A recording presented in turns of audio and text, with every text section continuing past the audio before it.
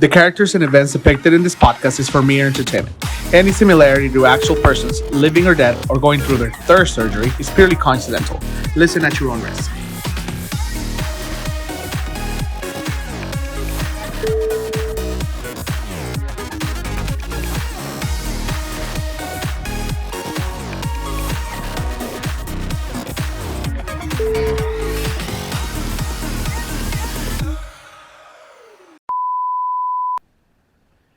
Hey guys, and welcome back to another episode of Somos the Next Generation. Please forgive me. I'm having a donut at the moment. It's starting to feel like maybe every now and then I want to be eating in front of the camera. Hey, maybe I should try and do that. Some people make videos and make money on that, so maybe I should think about it and maybe go for that. Just kidding. Anyway. Welcome back to a brand new episode of Somos the Next Generation. Thank you so much for everybody who keeps listening to me. I hope you guys enjoyed the previous episode. And I hope you guys have understood a little bit of what's been going on in my life lately. And this episode is going to serve exactly for that. It's gonna go into detail of everything or the main issue that I've had this past month and what I've been dealing for the past few months and for the past year, maybe. I don't know. Depends how you look at it. But this episode is its point is to serve the end of a cycle, to just shut it down and just wrap it up and put it away. Originally, this video was supposed to be the wrap up of the season. This video was supposed to be the last episode to end season 3, but given the fact that a few weeks have passed by and that didn't happen, I made it the first main episode of this like third, fifth return to the season. This has been the longest season ever. I usually tend to take a hiatus for 3 months, and it kind of gives me time to plan it out, gives me time to work on ideas, and which never works out because I always plan to record while I'm while I'm on a break so when I promote the season, like I have some episodes just to upload in case I do fall behind. That never happens though. But once again, this was supposed to conclude this lengthy season, because as you guys know, I think this season started last March or last April, and it went up until June-ish, I think. I have no idea, to be honest. I can't remember anymore. I think it might have started like last winter, and it was supposed to come back in March, but it didn't come back in March. I think I postponed it, and it came back in July or late June, and it went on. And I don't know. It has been the longest season ever, but I'm really proud of myself, and I'm happy with the outcomes, and I'm glad that I'm still here, just letting it out. I think it is important to let everything you feel and everything you're feeling, to let it out somehow. It releases some sort of stress, because just imagine bottling everything up, everything you've been mad at, everything you've been pissed at, everything you've been like sad about. Like, imagine just bottling it up. At some point, it's gonna crack, and it's gonna crack you, and it's just gonna fuck you up, and it's not good. It puts you in a really bad position, and it puts you in a really bad moment in your life. I think the podcast that I've created, I thank it because it has given me an opportunity to just talk about anything that's going on in my life and just vent it out without having to vent it out to my closest people and having them hear it out over and over again. Although, to the people who have always listened to me and have always heard me complain about things, thank you so much, guys. I love you guys, and I thank you so much for not being judgeful and not being like, Jesus Christ, here he comes again with his same issue. Like, just thanks for hearing me out. Those are the true people that you want to keep by your side.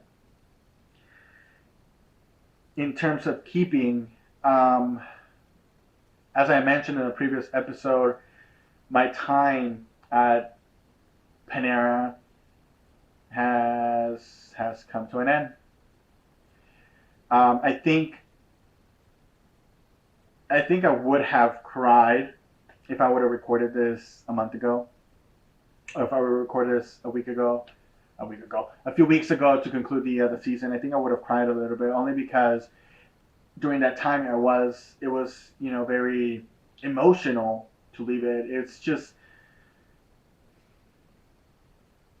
very disappointing how my last weeks at this job that I poured my entire time to it just came to an end. It's just very disappointing how it came to its end.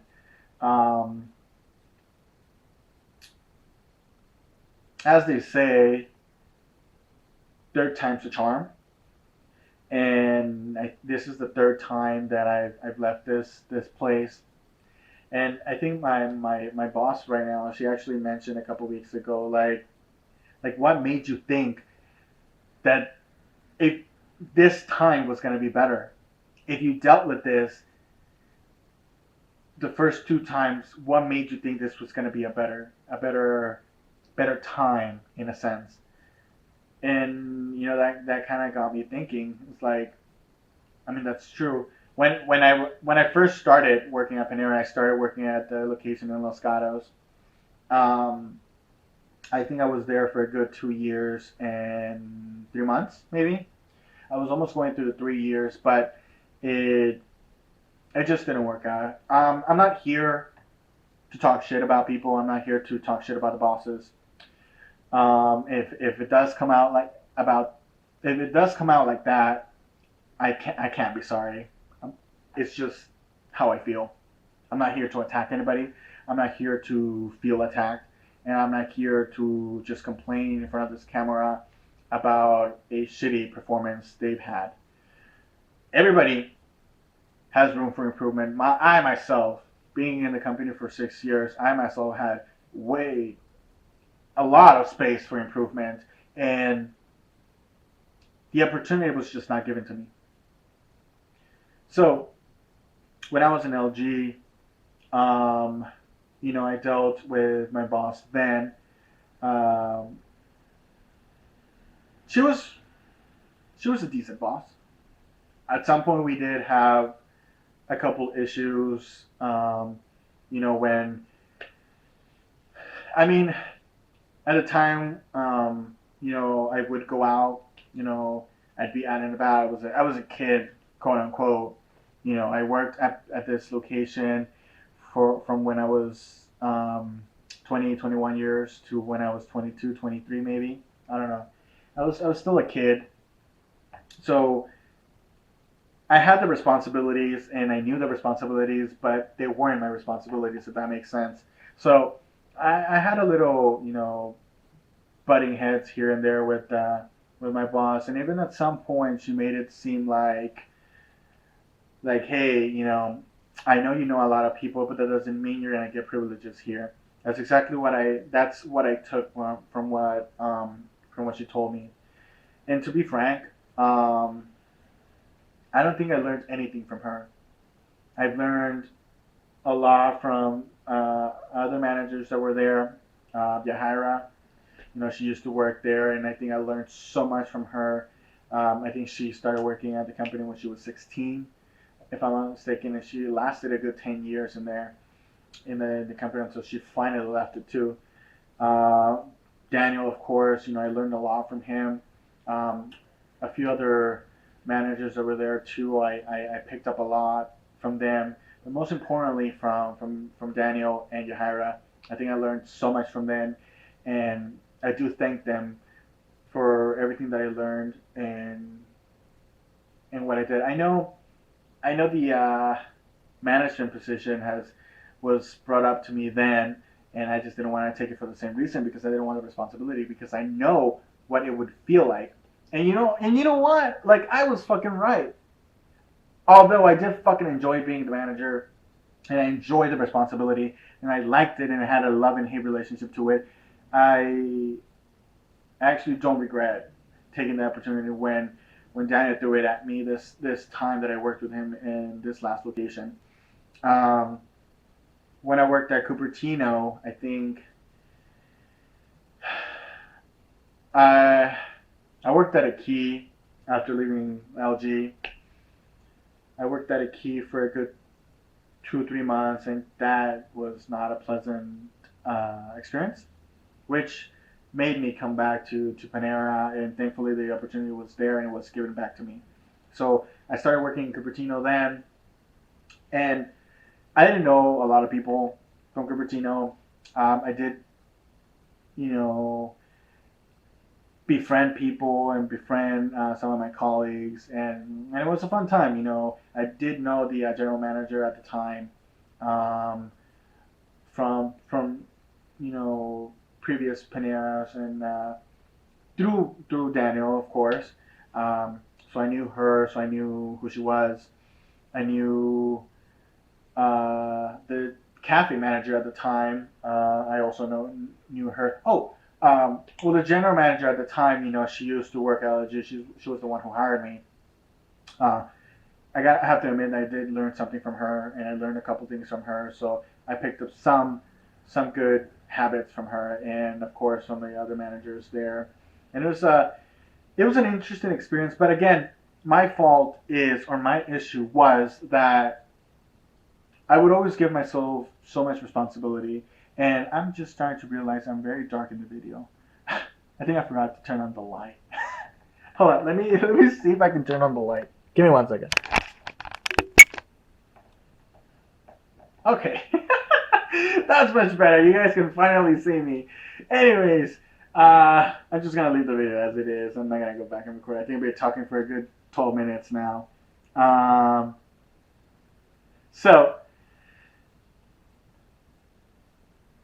I stayed at Cupertino for 2 years, up until the end of my time at San Jose State. I stayed there. It just became complicated because I do this to myself. I give myself this responsibility that I shouldn't have, and it just fucks things up. I love to give myself 100% of what I do, and given the fact that I was the most knowledgeable cashier there, I knew how to resolve a couple things, and it just picked up as I was being taken advantage of. Sometimes the mornings would just be shit. The opening manager sometimes would just be in the back from like 6 to like 7:30 a.m. and I would be the only cashier up front, and it would get hella hectic. Um, so that shit just pissed me off, and it complicated things, and I just decided to leave because I think it was my time to head out too. Unfortunately, it wasn't my last time in Panera. I came back one more time, a third time, third time's a charm, like I said, and I think this was the decisive moment. Um, so my last few months in this cafe, um, I feel like I was taken advantage of. I was practically doing most of the job. I was practically doing my GM's job, um, and she even admitted it. Like why she mentioned something about why am I even here if Andy takes care of it? Oh, I should just be home. So I was taking care of. Oh, actually, I started taking care of food costs late June, I think, and I didn't ask for it. It was just given to me, and that responsibility was just thrown at me. And at the time, I was taking care of schedules, so I was doing schedules. But for a few months, my boss just kept saying, "Okay, well, we're gonna show this person how to do schedules, so that way, the schedules is taken out of your hands." That never happened.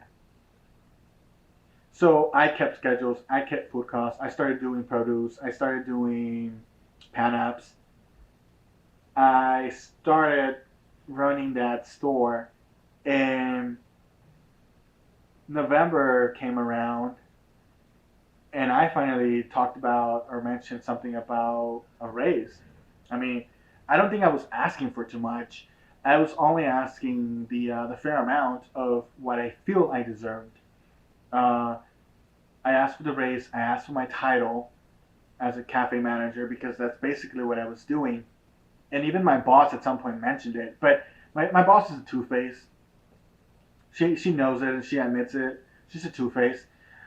She tells you one thing, she tells another person a different story, a different version of her story, a story that just would please her. Um, Her boss is, I don't like the guy. We'll just leave it at that. So mentioned, when they first mentioned to me that I was gonna get a raise, that I was gonna get my title, my boss made it seem like, so we have this thing called Cafe Health, which is basically like surveys that the guests get about their experience at the cafe, cleanliness, accuracy, uh, the warmth of the people that work there, the food they receive compared to what it was bought for, uh, basically that. So what my boss told me at that point was, we need to keep you need to keep Cafe Health for over 60 for a good month, so you can get your raise, and it's okay. I can ask for a raise because, of course, she was looking to grow in the company. I don't think right now that was an opportunity for her. I think she was just beating around the bush about my my title and my raise. So after that, we spoke about it again, and I actually talked to her and told her, "Hey, can we talk about my race and my title?" And she was like, "Sure, let's go ahead and go to the office and we'll speak about it." Once again, uh, she talked about the Cafe Health. She made it. She told me to, in order for me to get it, I had to have the Cafe Health at 60. But then I was like, well, that's not my responsibility. How's that fair? How is it fair that the entire responsibility falls on me and not on everybody else? We were a six manager store, and I was doing everything for the most part. Everybody was just clocking in, doing whatever they did, and clocked out. I was the only dumbass that would just stay there and work my ass off so the store can run properly, so everybody was happy. But it wasn't fair to just ask for a raise. All I wanted was to feel appreciated. So then she goes and says, "Hey, you know what? Like, unfortunately, I don't think the VP is gonna approve a raise because food cost was high. So this is what we're gonna do. We're gonna tell the district manager to talk to him and tell him that you are the people specialist. You're not doing food costs. You're doing people specialist." I personally think that was the stupidest idea ever, only because that's not what I've been doing. I've been doing a job for a good 6 months, and I'm gonna get a raise for it. Yet this other chick that walked in from another cafe who she used to work, she walked into the cafe not even 3 months into doing food costs. She got a raise. People don't think I know that, but I know that. She went from making this much to this much in 2 months. She wasn't the greatest in food costs, to be honest, but I'm not here to talk about them. Um, all I wanted was to feel appreciated. All I wanted for them is to say thanks for everything you've done for the cafe. I didn't. So when I put my 2 weeks, they avoided me for the entire 2 weeks. They didn't even approach to ask me, "Hey, what's going on? What happened?" Why are you leaving all of a sudden? Ask me why. That never happened. All I wanted was for them to approach me and say, "Hey, what happened?" I didn't need them to beg me.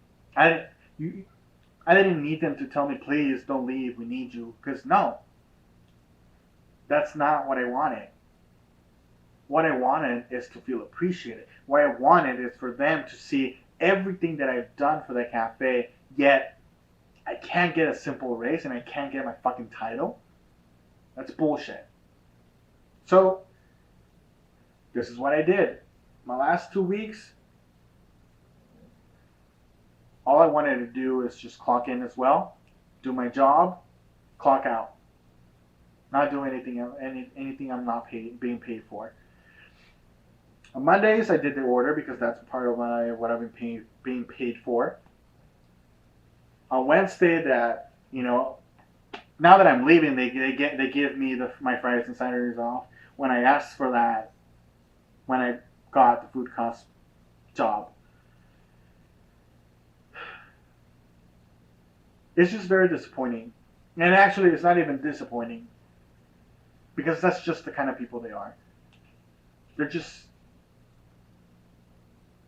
people who rather hold their pride than to ask or try to keep people. You know, the other two managers, I mean, she was ready to let them go. So why would it have been different with me? You know, I think this just comes to show how this place is just very toxic, and it has its perks, of course, but I think it was killing me little by little, and I think it was time for me to leave it. Um, it felt weird at first. Even like some people in the line were like, "Hey, don't leave us. We'll give you our tips, but don't leave." At that moment, my heart just kind of like crumbled up because I was like, wow, like these people are willing to give up their tips so I can stay. Yet my bosses didn't give a shit, and they were just like, "All right, you wanna leave? You can get out." They were even thinking apparently of giving my check the same day I put in my 2 weeks. That's how appreciated I was. But anyway, I hope this new year brings me so many better things for me. I wish them luck. I wish the people that work there luck because they're gonna need it. I always try to keep my people happy, and I think you learn that at some point that doesn't bring you any joy because you're keeping other people happy, but you're forgetting about yourself. Never forget about yourself. Sometimes it's necessary to put yourself in first, prioritize yourself, and be selfish. Maybe one day I'll learn to do that, but that's the explanation, and it's an end of an era. It's a bittersweet feeling.